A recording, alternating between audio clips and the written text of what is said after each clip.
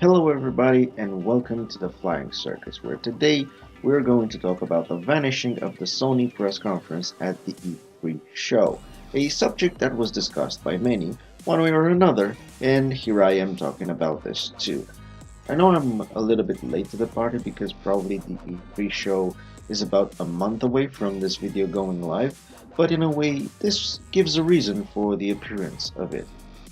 First of all, going on a personal level, it is obvious that I like games because I'm dedicating my online activity to them, and for me, the E3 conference was heaven on earth since the moment I discovered it. And I wanted to watch everything there is to watch every single year, and in my opinion, this is an actual mecca for gamers.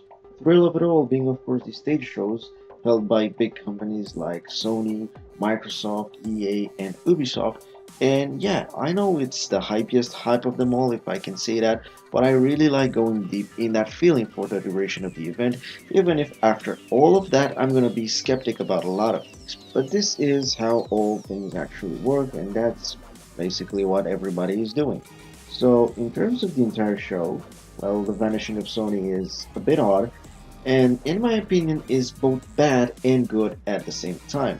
Well, it's sure as hell that this year will feel a bit empty because Sony is not going to be on stage, and it's a pity because it does follow a trend once set by EA when they went on their separate ways. But even so, they still have a show doing their own thing on their own.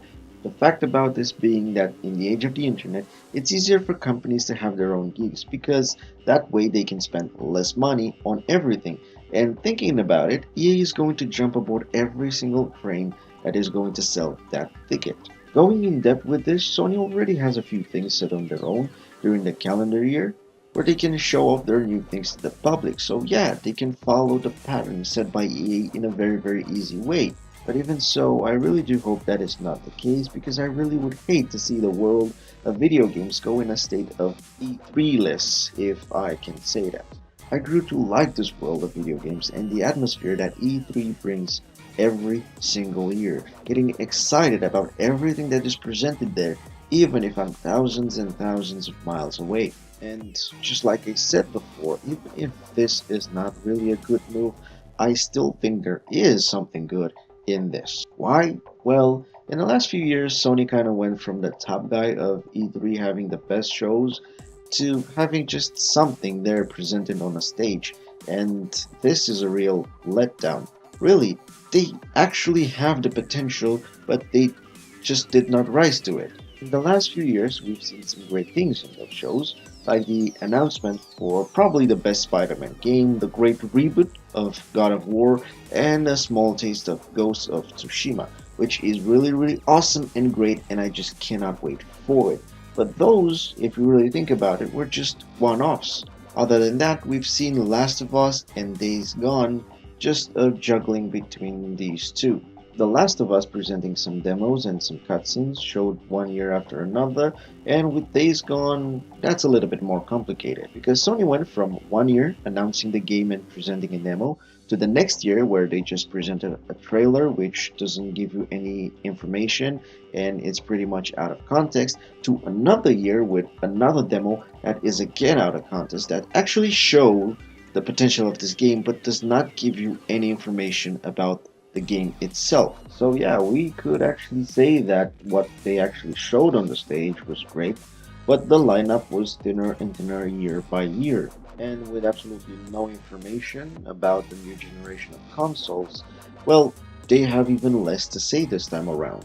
Now, the good thing is coming right here, because they said they are only skipping this year, so they will be back for the next one. And that is one thing to appreciate in my opinion. The reason for that being that they're taking a step back to reevaluate the situation since they dropped the pace at their own game, meaning they're trying to get back in the action the proper way and of course bringing the big guns in for next year. Well, what is good about this is that I really support this idea of taking a year off from great things if they do not work, and I'm ready to wait even if it's not a nice feeling. That means that the next time around, all we're going to see is going to be something amazing. In a way, this could be a sacrifice, not a big one for the public, you could say. But if this means getting better things in the future, as small as it may be, that sacrifice, I am willing to take it. So yeah, this year we'll be missing Sony, but it's okay thinking that better things are coming. And with that being said, Flynn here, over and out.